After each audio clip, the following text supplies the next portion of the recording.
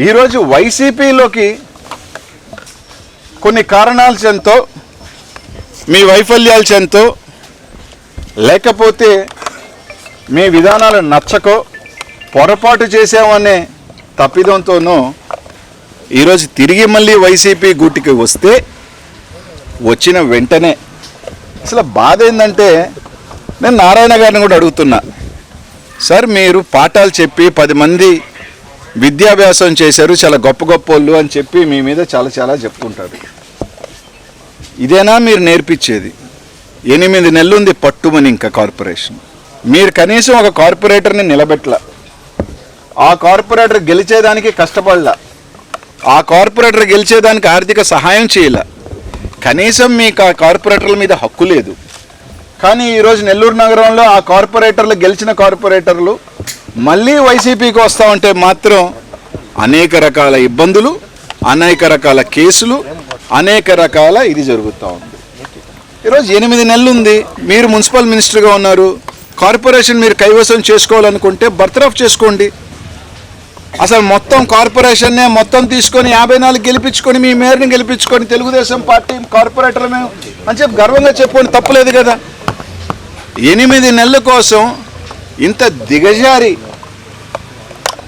దిగజారి అధికారం మీ దగ్గర ఉంది, మా దగ్గర లేదు.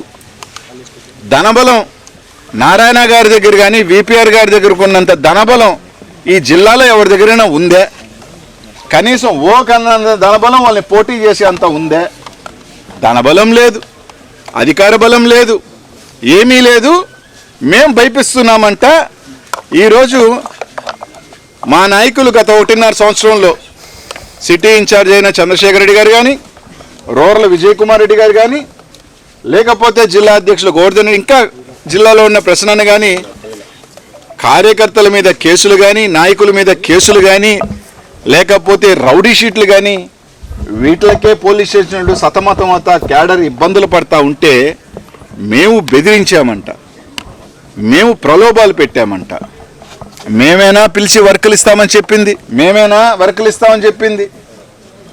మేమేనా కేసులు పెడతాం? ఆఖరికి నారాయణ అడుగుతా ఉన్నా, నెల్లూరు నగరంలో గంజాయి విపరీతంగా ఉంది అని చెప్పి, కారణాలు ఏదైనా కావచ్చు, నేను ఏ పార్టీని ఈ విషయంలో నిందించను.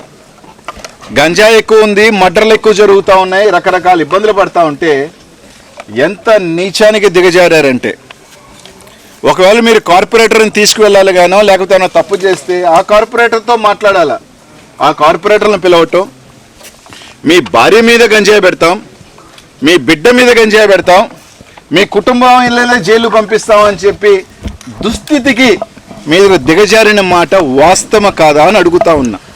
ఇది వాస్తవం కాదా? అసలు ఎక్కడికి 8 నెలలు ఉంది పట్టుమని? 5 మంది మా పార్టీకి చేరితే మీకు ఉలికెందుకు?